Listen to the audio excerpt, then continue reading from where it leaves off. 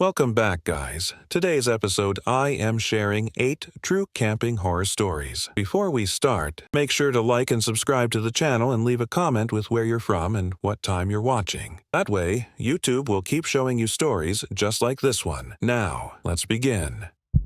I've been camping since I was old enough to lift a tent pole, and like a lot of people who live for the outdoors, I always thought the forest was more of a sanctuary than a threat. You hear other folks talk about strange noises at night or feeling watched, and you chalk it up to nerves. Me? I've spent countless nights deep in the woods, sometimes solo for days, with nothing but a small fire and the stars for company. Never once did I allow myself to believe that the forest could turn on me, that it could hide something that didn't belong. But all it took was one weekend alone, 6 miles off the nearest trail in Michigan's Upper Peninsula, to change the way I see the dark tree line. What happened to me out there is the kind of story people laugh off until they find themselves alone in their own tent, staring at the thin nylon wall and wondering if something is breathing just inches away. And I promise you, after this night, that fear isn't irrational. It's survival. It was early October, a perfect time for camping in my mind. The summer mosquitoes had finally died out, and the air had that sharp chill that makes a campfire feel like a blessing. I'd carved out a long weekend for myself, no work, no phone, just me in the woods. The site I was headed for wasn't an official campground. It was one of those spots passed by word of mouth among experienced hikers. A flat patch of earth by a gentle stream that wound through thick stands of pine and birch. By the time I set up camp, the sun was already slipping behind the trees. There's always that excitement for the first night. You boil your stew on the fire, you sit back, and you let the forest close in around you. The silence. The smell of pine resin catching in the smoke. The sound of the river, steady and eternal. I thought, as I settled back into my chair, that there was no safer or more peaceful place to be. And then, in the middle of my dinner, I heard it. A cough. Not loud, not dramatic. Just a subtle, human clearing of the throat, somewhere beyond the circle of firelight.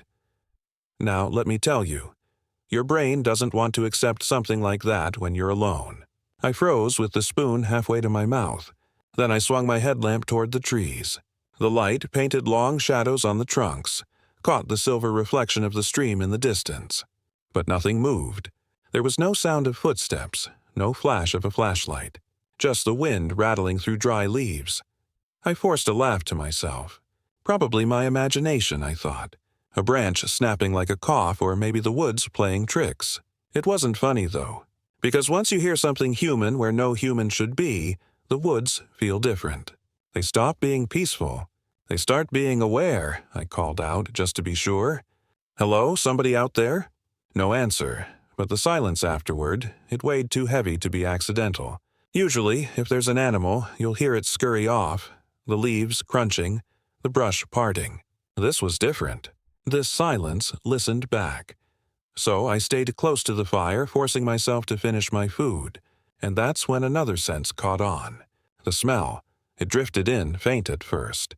Damp, sour, like wet leather left molding in a basement. Then it shifted sharper, making my throat tighten and my eyes water. Burnt hair, maybe. It didn't come from my fire, though. I was burning clean birch, no stink, no excess smoke. This was something else, something foul drifting towards me. That smell coated the air for minutes before fading suddenly, as if whatever carried it had taken a step back. And then, breathing. Not mine, not wind, but ragged, shallow breathing, just outside the fire's reach. If you've camped in the wilderness, you know you're attuned to those sounds. A deer crashing through bush, a bear huffing. This wasn't that. This was deliberate human breathing, syncing unnervingly with the way my heartbeat was starting to race. I grabbed my hatchet, not because I really thought it would protect me, but because my hands needed something to hold other than my knees. I raised my voice again. If you need help, I've got an extra sleeping bag. You can sit by the fire. My offer went unanswered. Not even a snapped twig to acknowledge I'd been heard. The breathing stopped, and in that stillness I swear the forest stretched forever, pressing in against the fragile glow of my little campfire circle.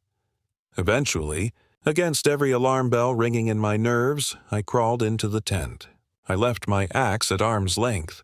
I told myself, zipper shut, you're safe. Nylon was my fortress. Of course, I knew that was a lie, but when the dark presses against your skin, you'll tell yourself anything to sleep. Sometime after midnight, I woke up to movement. At first it was soft, like someone scratching the ground outside. Then clearer, a drag against the tent wall. Fingertips. Slow strokes, deliberate, up and down the thin fabric just inches from my head. I froze. My lungs refused to pull in air, as though even breathing too loud would give me away. And then came the whisper. Close. Too close.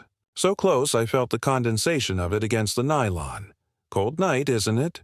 The words were gentle, almost playful, but they weren't outside. They weren't muffled by a tent wall. They came from inside, right by my ear. Panic ripped through me. Instinct, not thought, drove what came next. I tore open the zipper and flung myself into the night, half crawling, half tumbling out. My lamp swung wildly, the beam slicing across smoke, tree bark, my scattered gear. Heart slamming, body seizing with adrenaline. My tent stood there neat and zipped. No sign of entry. No one inside. Only the fire, dim embers glowing, and the thick stink again. Burnt hide suffocating the clearing. And then, beyond the trees, a hand. Thin. Pale. Finger bones stretching unnaturally long. Curled tightly against the bark of a pine. And then a face sliding half out from behind the tree. Ashen white, with eyes that glimmered falsely in the light. Not reflecting correctly, not like an animal. They were too still, too glassy, the face tilted, tilting too far, unnatural, watching me. Climax. It didn't move toward me. Not yet. It only stared, head cocked like an owl, eyes never blinking. I don't think I screamed. I think the terror choked me into silence. My body chose the only option left. Run. I don't remember exactly the path my feet took. I remember branches clawing at my skin, rocks tearing open the soles of my boots. I followed the stream without thinking, because water always leads somewhere. All I cared about was putting distance between myself and that thing. The forest blurred. My lungs seared. Somewhere far off behind me, maybe from the trees or maybe just in my head, I heard breathless laughter following. Half child, half animal, hissing after me. But I never looked back. By dawn, I stumbled out of the brush and collapsed near a narrow dirt road used by rangers. I must have been a sight, covered in sweat, coated in mud and smoke, hatchet in one shaking hand. When a truck finally came by, the ranger inside thought I was injured. I babbled some crazed nonsense about things whispering in my tent. Later that morning, the rangers escorted me back to my campsite. I almost begged them not to, but I also needed proof I hadn't just imagined everything. My tent was still standing. My bag, my pack, everything exactly as I left it. But around the perimeter of the camp, the earth was disturbed, marked. Dozens of tiny animal bones, cracked clean in half, laid out in a near-perfect circle encircling the site. Not one ranger could explain it. They insisted it must have been coyotes, kids playing a prank. But kids, 6 miles into the backcountry in the middle of the night, and coyotes don't break bones neatly and lay them in ritual circles. I told them about the whisper. About cold night, isn't it? Echoing inside my tent. They wrote it down, nodding politely, but I could see in their eyes they didn't buy it. To them, I was just another hiker who spent too long alone in the woods and cracked under his own paranoia. But I know what I heard. I know what I saw. I've never camped alone again. Even now, years later, when I close my eyes, I can see that pale hand clinging to the tree, those glassy eyes staring unblinking. And I know one thing for certain. When it whispered, it wasn't curious. It wasn't neutral, it was hungry. I worked as a park ranger in the Pine Creek Nature Preserve for close to 20 years, and in that time, I dealt with everything from mountain lions raiding campsites, to drunks overturning their canoes, to hikers stumbling in half-dead from dehydration. I'd like to think I've seen everything a patch of woods could throw at a man. But then came a case that has never, not for one night since, left me alone. This wasn't just a lost hiker or a bear encounter or even one of those sad recoveries where we bring home less than we'd hoped. This was something different. Something no manual screens you for, no amount of backcountry training prepares you to face.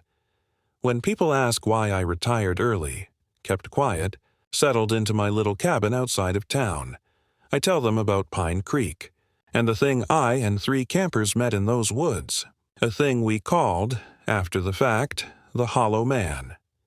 The events took place in August of 2004. Pine Creek Preserve covers more than 40,000 acres in northern Pennsylvania. Rolling hills, thick pine and oak forests, and valleys carved by wandering streams. In the summer, you'd get families car camping near the entrance, but deeper in, you'd get the real woodsmen, the backpackers who wanted to taste silence. That's who I got the call about. A trio of college kids, 2 men, 1 woman, had checked in with the ranger station early that morning, looking to hike the Pine Creek Trail and set up camp near an old riverside clearing past mile marker 14. By all accounts, they were experienced enough. Decent packs, maps, enough food. Around 2 a.m. that night, though, station dispatch got a call through shortwave radio that chilled my blood. A female voice barking into static. "Something's out here, please. We need help." The transmission cracked, then cut. I rolled out of my bunk instantly, jumped in the service jeep, and drove the rough track as far as I could. From there, it was boots and flashlight into the dark. I found them near the riverbank. They weren't hurt, at least not physically, but I could tell by the way their eyes kept darting into the tree line that something had rattled them badly. The girl, Claire, was gripping her small camp radio like it was a life preserver. Her boyfriend, a wiry kid named Mason, kept swearing under his breath. The third, a heavier-set guy named Dan, was pale as a ghost and nearly catatonic. "What happened?" I asked. Mason spoke first.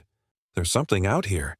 "It's not an animal," Claire cut in, voice sharp from fear. "It was playing the flute. That stopped me." "A flute?" She nodded rapidly, her teeth almost chattering, like a wooden flute. It kept coming closer. The tune, God, it was so wrong. Notes kept sliding downward like it couldn't remember how music worked. And then we saw it. I glanced around the clearing. Tents still standing. Fire pit glowing. River sliding dark behind us. This wasn't the time for ghost stories, yet the way they clung together wasn't theatrical. They believed every word. "What did you see?" I pressed. Dan finally whispered the first thing he said all night. "Tall. Too tall. And thin. Like a man stretched out. Hollow." I've never been a superstitious man, but I've learned to listen to campers. Fear leaves fingerprints. Real fear isn't dramatic. It's whispered, confused, shaking. That's what I saw then. I told them we'd break camp together and hike back toward the station by morning light. Until then, we'd stay alert, stay close to the fire, and keep calm. But calm doesn't live long in a forest where a flute note floats between the trees. Because not half an hour into sitting watch with them, the sound came, faint at first, drifting with the wind, like hearing a child practicing an instrument from 2 houses away. A tune repeated over and over, 4 rising tones tipped on their heads, falling the wrong way. It wasn't pleasant, not even close. Something about it crawled down your spine, like the sound didn't belong in a forest or in this world at all. Claire gripped my arm hard enough to bruise. Mason hissed, "It's him! It's back!" I stood, shining my flashlight into the trees. Of course, the beam just caught trunks and shrubs, but the sound grew louder, closer, until it seemed to hover only 30 feet off, just outside of sight, just outside of light. Then it stopped. The night pressed in, fire crackling too loud in the silence, and then leaves crunching. Not a deer crashing, not a raccoon scurrying, but slow, deliberate footsteps circling the perimeter. Dan broke then. He bolted from his seat, shouting incoherently, and snatched the beam from my hand. Before I could stop him, he turned the flashlight full into the trees, and we all saw something I'll never blot out. The beam landed on a figure, 7 feet tall, maybe more. Thin, ragged limbs, long past human proportions. Its arms nearly reached its knees, the fingers dangling like sticks. The head jerked as if balancing crookedly on two narrow shoulders. And yes, it held a wooden flute in those pale, bony hands. But what froze me wasn't its height or its strangeness. It was the face, or rather the lack of one. There were indentations where eyes should have been, a slight ridge where a nose might belong, but no real features. Just blank, smooth pallor, as if skin had been stretched over nothing. Hollow, the hollow man. Dan screamed. The beam shook wildly. Claire covered her ears as if the sight itself was noise too loud to handle. And then, impossibly, the flute lifted again and the thing played. A harsh, dragging breath forced through wood. Each note was worse now, deeper, vibrating in my chest like pressure from a storm. Dan staggered a step forward, not away, toward it. His eyes glazed. His mouth hung slightly open, slack like sleepwalkers. "Don't," I shouted, grabbing for him. But he shrugged me off with inhuman strength. It was as though the tune pulled him, like strings at his shoulders guiding him into the dark. His feet hit the shallows of the river, splashing, stumbling. But he didn't stop, and the hollow man just stood there, faceless, guiding him with music. "Dan!" "Stop!" Claire sobbed. I sprinted, feet pounding the bank. I lunged and managed to seize his packstrap from behind just as he waded waist-deep. The current wasn't strong, but the blackness beneath was nothing anyone sane should step into. With all my weight, I pulled him back toward shore. He twisted violently, eyes rolling as if his body craved the figure. It took every ounce I had. The flute's wail rose so sharp it nearly split my teeth. Then, in a blink, the sound ceased. The hollow man was gone. No splash of retreat, no run, no climb. One moment it cast a twisted shadow among pines, flute in hand. The next, the space was empty. Dan collapsed into my arms, unconscious. By dawn, we were stumbling back toward the trailhead, half supporting Dan between us, Claire crying nearly the whole way. Mason kept scanning the trees like a soldier under artillery fire. When we reached the ranger station, I filed the report like protocol demanded. But reading back my own words felt insane. Faceless figure with flute. Attempted drowning. Unexplained disappearance. You want to look professional, sound rational, but what do you do when the truth itself is irrational? Dan never came back to Pine Creek. I heard he dropped out of school not long after, moved south. Mason and Claire broke off their relationship. Trauma will do that. I kept in sparse touch with them through a colleague. Claire still suffers night terrors about flute music. And me? I haven't gone back past mile 14. Even in daylight, the hollow man is there. Still is, if whispers on the local frequencies are to be believed. Hikers occasionally talk about flute music threading through the oak groves. Some dismiss it as wind, but I know what lives in that sound. The woods can hide animals. The woods can hide men. But Pine Creek hides something bigger, something hollow. And I swear to you, when I close my eyes on certain nights, I can still hear that broken song playing faintly in the distance, reminding me that not every hiker who vanishes out there is just lost. Some get collected. I've been trail hiking and camping for about 15 years now, mostly solo. It's not that I don't like people, it's the opposite. I spend every hour of my regular life surrounded by voices, engines, and screens. Out in the wilderness, it all melts away. I'm not chasing adrenaline either. I'm one of those people who needs the silence. The quiet is where I function best. That said, even I don't mess with backpacking illusions. I triple-check maps. I carry redundant gear. I know my trails and respect them. Because when the forest decides to play tricks, you want as much control as possible. Still, nothing could have prepared me for what I found deep in the Allegheny National Forest that one summer weekend. I saw something that by all logic wasn't supposed to exist, and yet it stood right in front of me. A tent, an old tent, in a clearing I knew didn't exist the day before, and what was inside shifted my definition of what it means to camp alone. It was July of 2017, muggy, the kind of heat where sweat starts forming after just 5 minutes on the trail. I'd planned a 4-day loop through the denser section of Allegheny. My route was mapped out carefully. Day 1 to the ridge overlook, Day 2 looping east toward the river, Day 3 turning back south, then Day 4 back to my truck. The first night was uneventful. I found an overgrown clearing, set up, cooked some instant noodles, and slept with the cicadas for a lullaby. On the second day, somewhere midway through my route, I came across a small clearing. It wasn't picturesque, just a balding patch of grass ringed by saplings dotted with mushrooms. It wasn't big enough for even a medium tent. I noted it in my mental map and kept moving. At the pace I was covering ground, I thought I'd end up close to that spot again on my way south 2 days later. There was nothing remarkable about it, until there was. 2 days later, after pushing through 6 straight hours of trail and with daylight fading fast, I found myself nearly doubled back toward the same area. My water filter had started clogging, forcing more breaks than intended. I needed a spot to set up before night fell, and I remembered the clearing from Day 2. When I came around the bend, however, something was different. The clearing wasn't overgrown anymore. It was wide open, freshly trampled, and at its center stood an old canvas expedition tent. The kind with thick fabric, canvas flaps for doors, and iron stakes pinning down guy lines. It wasn't a hiker's tent. No backpacker lugs around one of those relics. They're heavy, military-grade, and outdated by decades. At first glance, it looked like something from those grainy black-and-white camping photos of the 1950s. I stopped dead, pulse hammering. I hadn't seen a soul on the trails for days.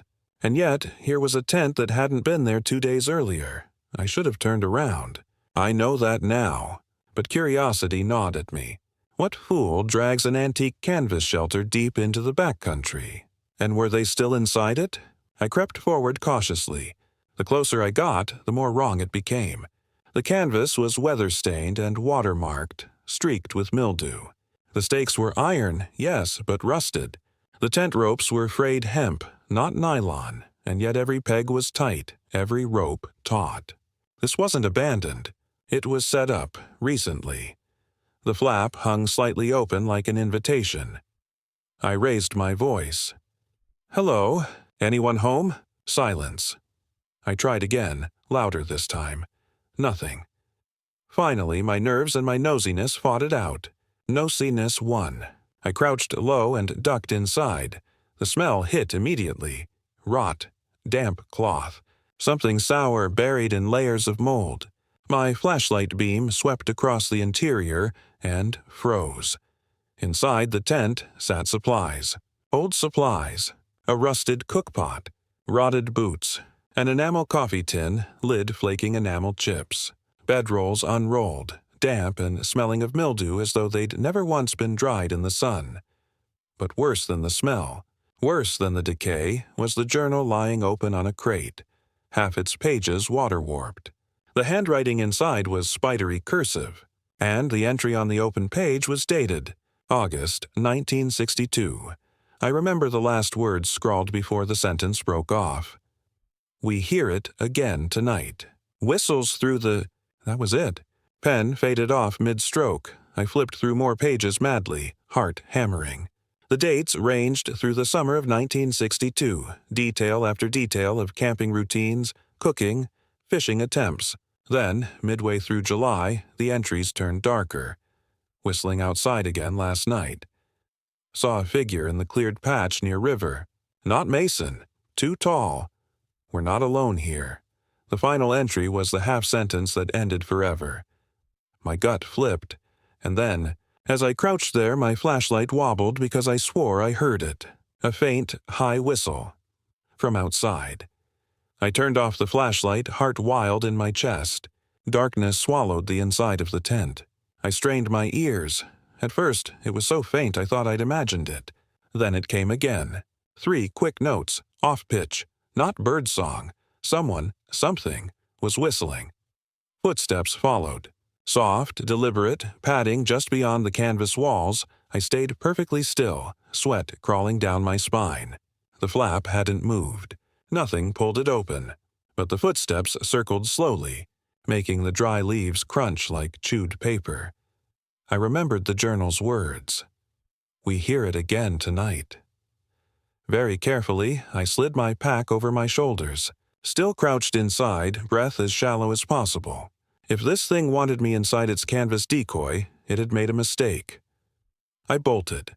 I ducked out in a half-crawl and tore into the tree line, flashlight beam chopping crazily across trunks and brush as I ran.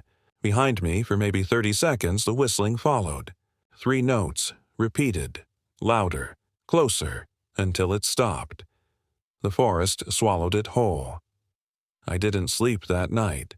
I found a hollow under some thick pines, curled into it, knife in my hand, and sat shaking until dawn. The sound didn't return.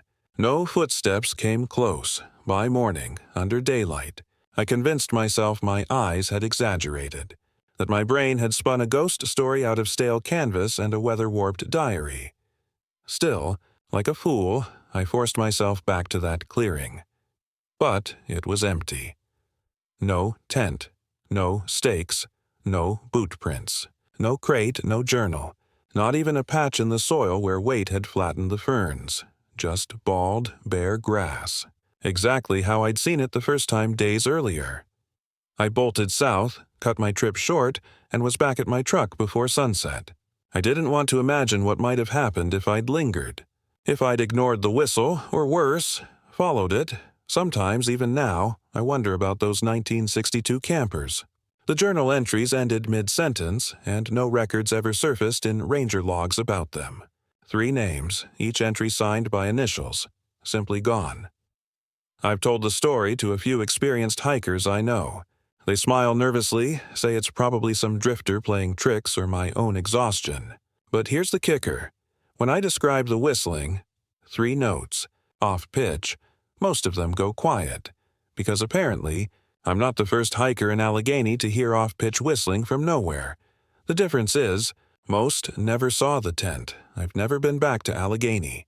I still hike, still backpack, but never there. And never again will I approach an abandoned clearing casually. Because I keep thinking, if the hollow man that haunted Pine Creek lured with song, maybe Allegheny's has learned to lure with shelter, and once you step inside, maybe you were always theirs. I wasn't always nervous about the woods. In fact, during college, camping trips were my escape valve. You cram for finals, drown in cafeteria food, and then you cut loose in nature with friends, tents, a little whiskey, and enough firewood to last a night. That's how I lived through my sophomore summer, packing up with friends from Penn State, driving into backcountry roads, and finding waterfalls to pitch near. But let me tell you something the brochures never say. Waterfalls aren't peaceful when the sun goes down. During the day, they roar like applause, white and foamy, a tonic for sore eyes. At night, though, when you're trying to sleep, that constant crashing rush makes you realize you can't hear anything else. No footsteps sneaking up, no whispers in the brush. Just relentless water, stamping over every other sound. And it was by one such waterfall, Pine Hollow Falls to be exact, that we heard the scream that would haunt all of us until today. My 3 friends refuse to talk about it anymore, but I still do, because burying it doesn't erase how terrified I was, pressed against wet earth, realizing that whatever was circling our tents that night wasn't human. It was late May, and summer hadn't pressed down its heavy hand yet. Our group consisted of 4. Me, my roommate Dennis, his girlfriend Steph, and her cousin Mark. None of us were novices, but none of us were seasoned mountaineers either. Just kids with second-hand gear. Our goal was simple. Hike 6 miles to Pine Hollow Falls, set up camp along the gorge, and spend a night listening to rushing water instead of frat parties. The hike itself was gorgeous. Trees dripping in green, ferns painting the floor, and the sound of rushing water leading us like a songbird. When we finally broke through the last screen of trees, the falls appeared, spilling 50 feet over jagged stone, misting the air, painting rainbows in the last daylight. Beneath it stretched a blue pool, rippling outward before feeding into the creek we'd followed. We whooped, tossed down our packs, splashed water on our faces. This was it. The perfect hidden gem. By sundown, we had 3 small tents set in a semicircle, a fire cracking between them and our socks steaming dry on sticks. Normal, camping bliss. Until the waterfall screamed. It came around midnight. At first, I thought it was Steph laughing. Her voice sometimes dipped into sharp tones that echoed across walls. But no, this wasn't laughter. This was sharp, piercing, and long. It tore across the gorge like fabric ripping, carrying louder than even the waterfall.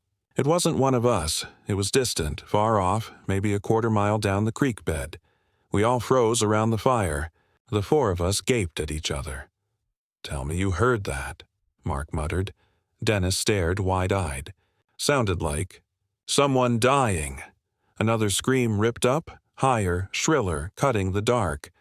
It wasn't just someone shouting for help. It was sustained, unnatural, almost breaking into layers. The pitch kept bending like a human throat wasn't built to hold it. Steph stood, her face pale. "That's not a person." And then, as though mocking her, a third scream bled through the trees. Even longer, even louder. Here's the thing. When you're deep in the woods and you hear something that out of place, your brain tries to file it under animal. Bobcat scream, owl screech, cougar cry. If you've ever heard a bobcat in the wild, it does sound like a woman shrieking. That's the excuse Dennis clung to. "Probably a cat," he said, forcing confidence. "They scream like that sometimes. Territorial." Steph snapped back. "Cats don't sound like that." "Didn't you hear how off it was? Like there were 2 voices in it?" Nobody had an answer. We doused the fire some, letting the flames drop low. Instinct said, keep quiet, keep unseen. But logic fought it. If it was a hiker in trouble, weren't we duty-bound to help? The arguments whispered back and forth between us, but they ended quickly when the 4th scream wasn't distant anymore. It was closer. Maybe only 100 yards down the creek. Clear and so loud it felt like it vibrated inside my ribs. And worse, water splashed violently after it, like something was moving in the creek toward us. We killed the fire completely then. Embers hissing, smoke curling away. Our tents huddled in darkness now, firelight erased. We crouched in silence, listening past the falls. Another scream ripped up. I clamped my hands over my ears. It was the only way to stop the high pitch from clawing into my teeth. Mark hissed in the dark. "It's too close. What the hell is it doing?" That was the question. This wasn't a cry of pain that died away. This scream was relentless, unbroken, coming in waves every 2 or 3 minutes, and then came the footsteps. Not splashing water this time, but heavy pads around our tents, deliberate, soaked, squelching earth underfoot. A slow circle. Cold hit me harder than the night air. Something was walking the perimeter of our camp, screaming like a banshee between steps. Flashlights? Nope. None of us dared flick one on. I had the urge, but instinct begged me not to. Light attracts attention. We sat trembling in utter darkness, and then, as though the stars conspired, the screams stopped. Silence pressed in, heavier than the water roar, until the wet footprints came closer. Right up to Steph's tent. I heard her clamp a sob down. The ground squelched as something unseen leaned. Breathing heavily right by her nylon wall, no one moved. The thing, or person, or animal, circled once more, dragging something along the ground. A dragging that crunched gravel, making my skin crawl. Then the scream blasted out, from right between our tents. I swear the fabric shook at the force of it. I lost control then. I yelped. Dennis shouted Steph's name in panic. Mark cried out too. That broke whatever spell held it at bay. The sound pitched upward, broke like glass, and thundered into the trees at a sprint. Squelching steps bounding farther, faster. Seconds later, it was gone, swallowed by the continuous hammer of the waterfall. But the image etched in my brain isn't of what I saw, because I never saw it. It's what I heard, a scream too close for comfort. So close it felt like it had come from inside the campfire circle.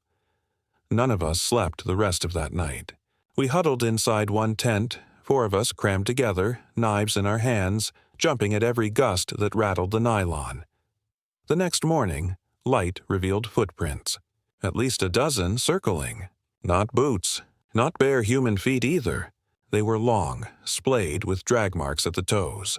Impressions deeper than mine, even though whoever made them weighed less than 200 pounds, based on stride spacing. The prints led back toward the creek and stopped dead right at the waterline. No return steps. Just vanished into flowing current. We broke camp in record time. None of us spoke on the hike back. At the ranger station, Dennis half-heartedly asked whether mountain lions ever screamed through waterfalls around Pine Hollow. The ranger just gave us a dry look. "You saw a bobcat," he answered without hesitation. "Scares a lot of folks. But here's the problem. I've heard bobcats before. Raw, nasty cries. This wasn't that. This was louder, layered with tones like two throats screaming together and impossibly close. The four of us don't camp by waterfalls anymore. Dennis avoids them like they carry disease. Steph refuses to set foot in the woods at all. Mark tries to joke it off by saying we just lost our nerve. But me, I can't joke. Because late at night when my apartment windows are open and traffic dies down, I swear sometimes I catch an echo drifting faintly in, like a scream bent into two notes at once. That's why I say Pine Hollow kept a piece of me that night. The waterfall drowned more than silence.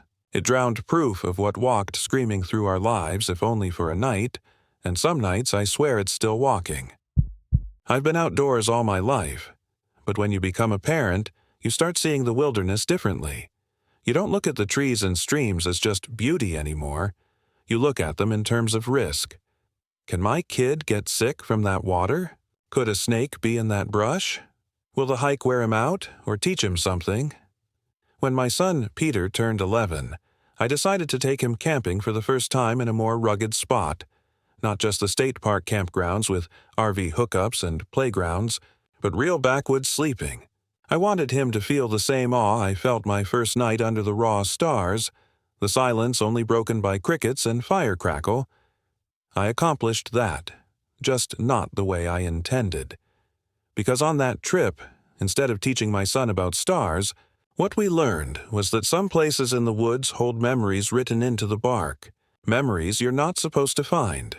And if you stumble across them, those memories might start writing themselves around you. We went to a section of forest on the outskirts of Vermont. It was old land. Logging had cleared parts in the late 1800s, but most had since regrown untamed. Trails were less curated here. Sometimes you could hike a mile and not see another marked route, just deer paths and old forgotten wagon tracks. We started early afternoon, Peter bounding ahead with his pack too loose, swinging like a pendulum on his back. The first couple hours were pure joy. We found a small creek, followed it deeper, and eventually chose a clearing tucked between 3 pines.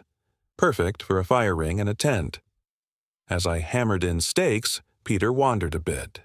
And then he shouted, "Dad, why? Are these arrows carved in the trees?" I joined him and immediately noticed them. Tree trunks etched with crude arrows, deep gouges in the bark, maybe 3 or 4 inches long each, pointing forward. The carvings weren't fresh, but weren't ancient either. The edges were still pale and wood raw, maybe a few years old. I muttered something like, "Probably old trail markers somebody left behind." But the way the arrows continued straight through the trees unsettled me. They didn't mark a safe route out to the road. They just pointed deeper. Of course, kids are kids. He wanted to follow them. I told him we'd set up camp first, eat, and take a look before dark. After dinner, we traced the arrow carvings together. They stretched in a clean line, one trunk after another like breadcrumbs guiding us somewhere. As light drained out of the canopy, they led into a darker pocket of forest where undergrowth thinned and silence deepened. The arrows ended at a shack, or what used to be a shack. The remains of a hunting cabin slumped in the gloom. Roof half collapsed, moss choking its sides. Smoke-black stains still clung to the wood as if fire once licked it. Peter thought it was cool. Treasure, adventure. Me? My stomach sank. We circled the ruin, and that's when I saw the objects lying in the leaves around it. Small shoes, scattered. Bones not much bigger than a squirrel's, but I knew by their shape they weren't animal. They were small. Human, small. I barked for Peter to stay at my side. He looked confused. I didn't explain. The sun dropped fast between the trees, so we hauled back to our site. I tried to act normal for Peter's sake, smiling, telling him spooky stories while fire cracked. But every time wind dragged past, my eyes darted to the shadows. I kept thinking of those arrows and how deliberate they were. Someone wanted people to find that shack. Around midnight, sleep wouldn't come. I rolled on my pad, staring at the nylon ceiling. And then, scrooch! The sound of a knife carving wood. Outside. I thought maybe it was imagination, until I opened the tent. The moon was bright enough to limb shapes, and in that silver glow I saw fresh gouges glaring white against the bark of the 3 pines around our tent. New arrows, pointing inward directly at us. My blood iced. I shook Peter, whispering fiercely, "Get up. Shoes on. Quiet." We bolted with only our packs. No time to douse the fire, no time to pack the tent. I led us into the dark, stomach twisting at every sound. Behind us, faint in the distance, something whistled. High, off-pitch. It wasn't an animal call. I forced Peter forward, heart bursting until we hit the creek. We followed it downstream for over an hour until finally my compass pointed toward the trail back to the ranger road. When we reached it, pale morning had seeped across the horizon. Relief almost buckled my knees. We didn't stop until we made it to the truck. I told no one.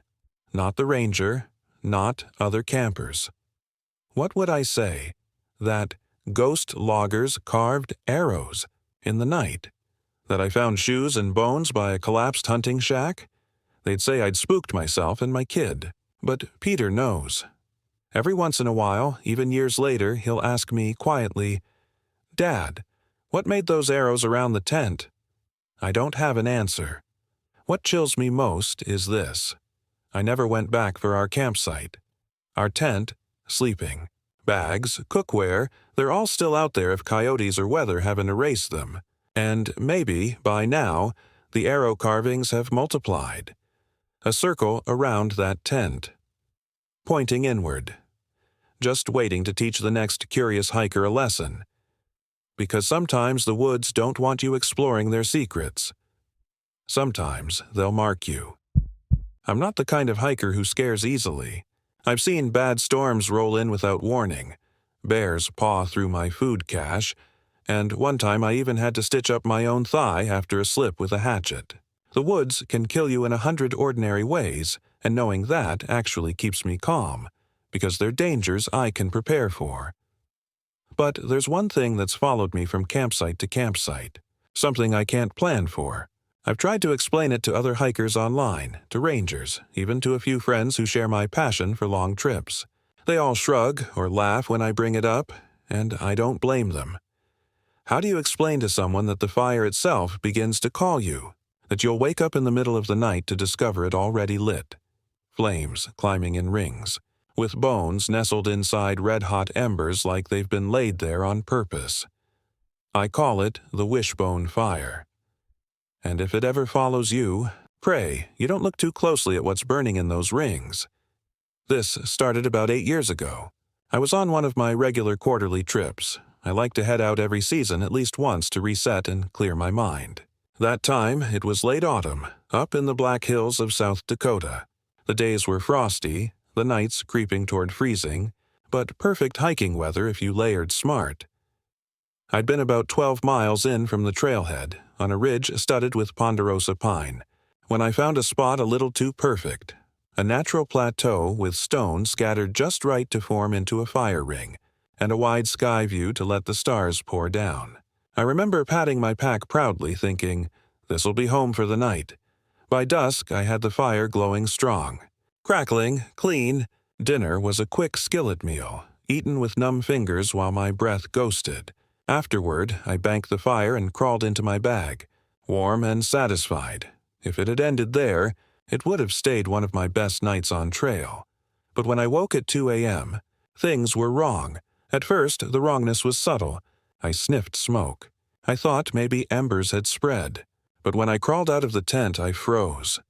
There, in the fire ring where I'd banked minimal coals, flames now licked 2 feet high, burning bright, and arranged inside that fire, glowing like little red charms, were bones. Tiny bones, maybe bird or rabbit, snapped perfectly in half and set in a circle, each joint split along its weakest seam like ribs from a rack. My breath caught. Nobody should have been able to sneak up on me out there. No sound, no footsteps, nothing. But something had added fuel to my fire and quietly rearranged it into decoration. That was the first wishbone fire. I told myself it was my imagination, my brain inflating things in the firelight. I kicked the bones aside with my boot, doused everything with water, and stuffed myself back into the tent until morning. I left at dawn, hiked long into the next valley, and pretended it had never happened. But you can't pretend forever. That was just the beginning. Over my next 3 seasonal trips, the pattern repeated. It didn't matter where I went, Shenandoah, Cascades, even a desert leg in Arizona, the wishbone fire found me. Each time, it happened the same. I'd wake at night to flames already burning, hotter and brighter than my kindling should have allowed, and inside those flames, bones, animal bones, arranged in rings, or spiraled neatly, or perched across fresh branches like grotesque ornaments. At first, small critters, rodent skulls, sparrow wings, rabbit vertebrae, but they grew larger. On my 3rd encounter in the Cascades, I woke to see something long roasting directly in the fire. A deer femur, burned smooth, marrow bubbling out from the center. Bones don't normally burn clean like that, not unless arranged, not unless offered. On the 4th, in Arizona, it wasn't even local animal bones. No desert jackrabbit skeletons. Instead, it was fish bones, tiny rib cages curled in circles, with not a lake or stream within 30 miles. It made no sense, and yet every time I told someone, they dismissed it as animal scavenging or a prank. But who hauls fish bones into the desert? Who sneaks up a mountainside silently to rearrange my campfire into art? By my 5th experience with it, paranoia started dogging me. I tried new tactics, no fire at all. Still, I woke at midnight to a small blaze burning, bones set neatly, traveling with friends once. But that time, only I saw it. They swore up and down nothing was wrong, while I stared at a ring of charred pigeon wings tucked in the embers. It was like the wishbone fire wasn't for them. It was for me. The worst came 2 winters ago. I was deep in the Rockies.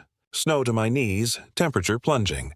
A long day of slogging ended at a frozen lakeside where I set camp. The fire there was no luxury. It was survival.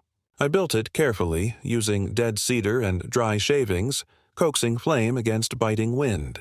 When at last it roared steady, I felt that tiny twinge of pride every woodsman gets at keeping the elements at bay. I tucked in early, but sometime in the night a sound woke me. Not just crackling, a snap, like bone breaking. I unzipped the tent flap, and my breath left me in a white plume.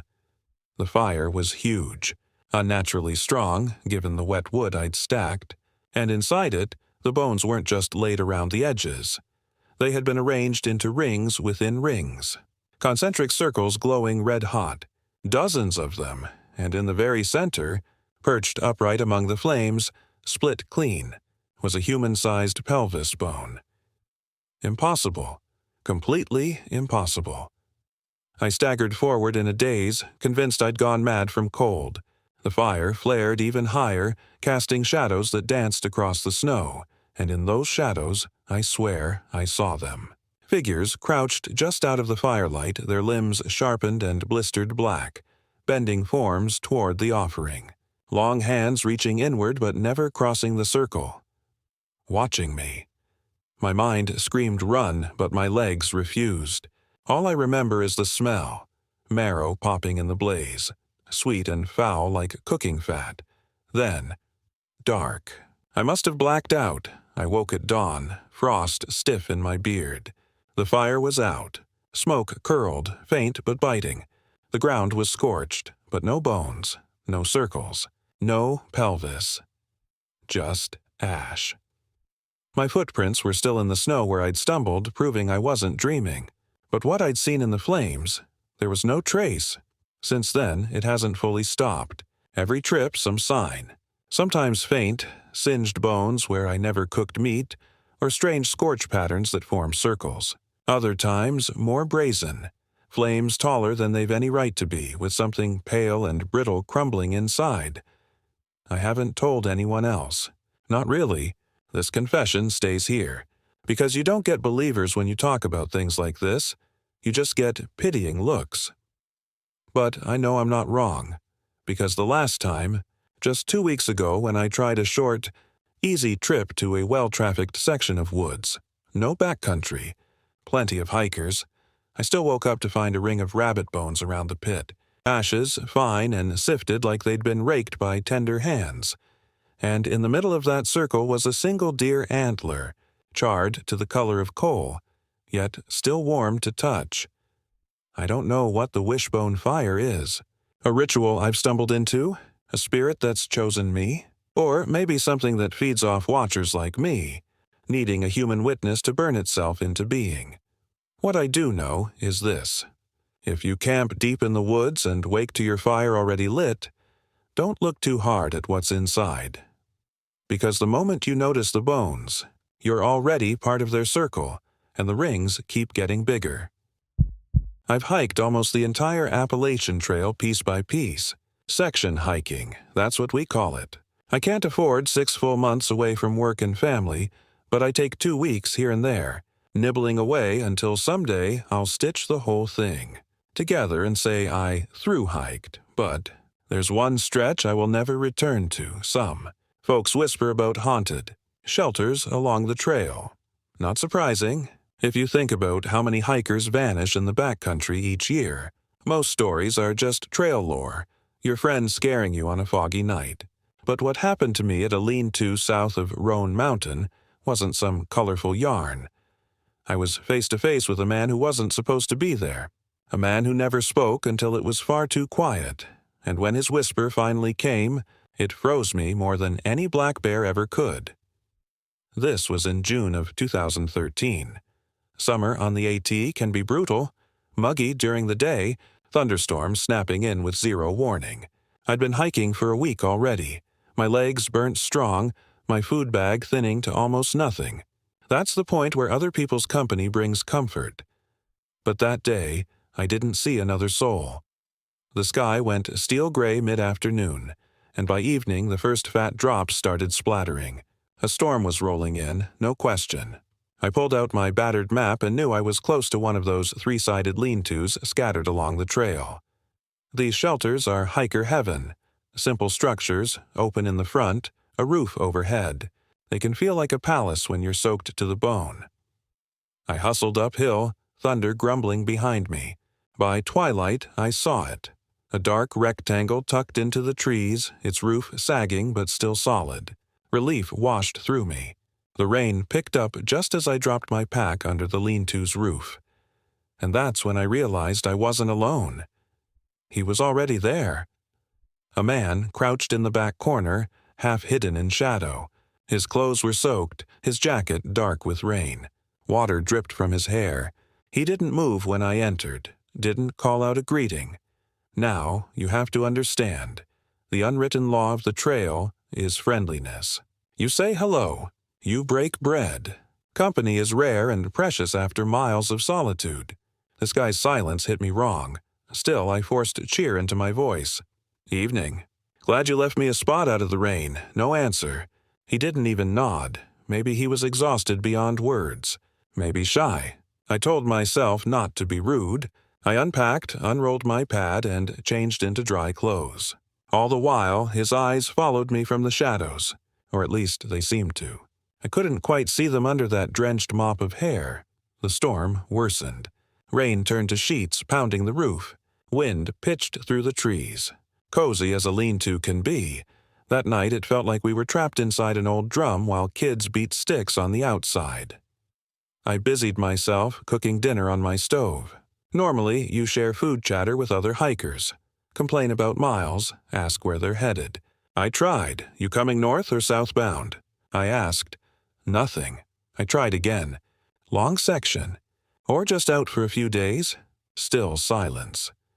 Finally, he shifted, dragging himself a little further back into the corner until it was near impossible to make out any details. Just a soaked silhouette. An hour passed. My stew was long gone. I lay on my pad with rain hammering above, eyes flicking to the figure in the corner. Every time lightning flashed, I caught a new glimpse of him, sitting hunched, dripping, not moving, no pack, no food bag hanging, nothing but a man-shaped outline. Sleep wouldn't come.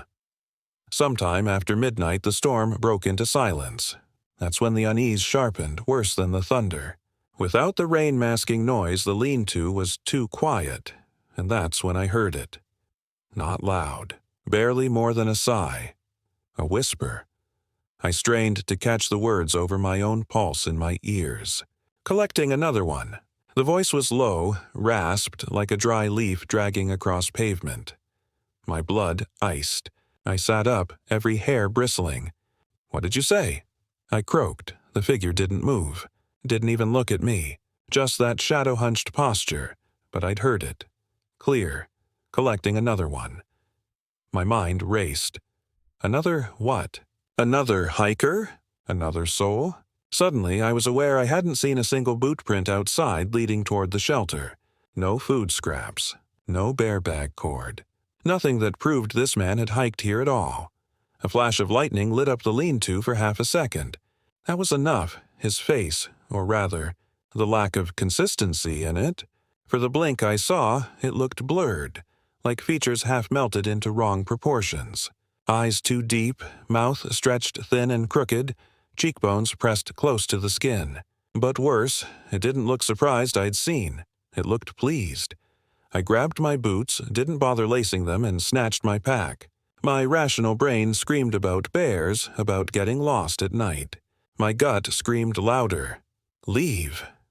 I bolted from the lean-to into trees, still dripping thunderstorm water. Branches snapped back against my arms, the trail half lost in muck. Behind me, faint, I swear I heard low whispering drifting past my ears. The cadence of words without volume. Murmurs that followed as though carried on the fog. Another one. Another one. I ran until I collapsed from exhaustion against my trekking pole. Dawn began seeping through leaves. When I finally dared stop, I looked back. Nothing followed. The forest stood indifferent, cool light shafting between trunks. But I never slept that night. At first I tried to tell myself I'd shared the lean-to with some unstable drifter, someone broken by time alone on the trail. But the more I thought, the less that explanation stuck. No pack, no food, no gear, no drying ritual all hikers do after a storm, and no boot prints around the shelter when I came by. Yet soaked head to toe as if he'd walked through the storm itself. I checked the AT logbooks when I reached the next shelter. No one had signed in for the section I'd hiked. Not one. I told other hikers later about a creepy guy in a shelter. A few just smirked and said, "Oh, you met one of the Whisperers?" They treated it as a joke. A piece of trail lore about spirits that haunt lean-tos, trying to lure tired hikers into staying the night with them. Forever. But the way my hands shook telling them, the way my breath still shortens remembering that whisper, tells me it was no harmless yarn. I don't know what the Whisperer would have done if I stayed until morning, and I don't want to know. Since then, I've never used a lean-to again. I pitch my tent beside them, rain or shine. Other hikers laugh at me, but I don't care, because I can still hear that voice in memory, slow as soil falling into a grave. Collecting another one. And I know. I got out before I became part of the collection. Some memories don't soften with time. I'm an old man now, pushing 70, but the woods still call me in quiet moments. I used to be a hunter. My friends and I would take our rifles, set up camp, and spend long weekends chasing deer across Pennsylvania ridges. For many years it was our ritual, our release. But one trip in 1978 ended it all. That was the last time I ever shouldered a rifle. The last time I ever walked willingly into deep, untamed forest. Because in a place called Wolf's Hollow, my friends and I learned the wild doesn't always belong to animals or to people. Some places belong to the hunger that sleeps beneath their soil. I'm the only one left alive who walked out of that camp, and I wish I hadn't. It was October '78, brisk and sharp enough that our breath smoked even at noon. 5 of us made up the camp: myself, my brother Jacob, our buddies Carl and Mitch, and our tag-along rookie, Eddie, who was barely 22 but eager to brag he'd hunted with the old wolves, as we half-joked about ourselves. Wolf's Hollow wasn't an official campground. It wasn't even marked. Jacob had discovered it during a survey job, an abandoned glade tucked into a crook of mountain, sheltered by high walls of hemlock. He swore it was perfect, isolated, flat, dry, with a creek trickling nearby. We hauled in gear, canvas tents, heavy bedrolls, a pot for stew. By sundown, laugh echoed across the hollow. Fire popped. Whiskey bottles clinked. We swore, we joked, we felt immortal. Men in our prime. But even that first night, the howling began. It started as a single long wail, rolling across the trees, chilling enough that conversation stuttered. Not close enough to be immediate danger. But not wolf either. If you've hunted long enough, you know the sound of coyote packs, know the lone cry of a wolf. This wasn't that. This had a human rise and fall, climbing pitch until it scraped nerves raw. Coyotes, Carl muttered too quickly as if to drive away doubt. But Eddie shook his head violently. No, that wasn't a coyote. The cries came again. Longer this time. Closer. By midnight, none of us were laughing anymore. The next day we tried to press forward with the hunt. Deer sign was everywhere, but the woods ran quiet. Too quiet. No squirrels, no crows, no rustle of life. Only that faint whisper of wind. Hunting in silence is like fishing with no water. You start to realize something's wrong. As the afternoon dimmed, we dragged ourselves back to camp, skunked. Eddie's nerves were fraying. His eyes kept darting to the tree line.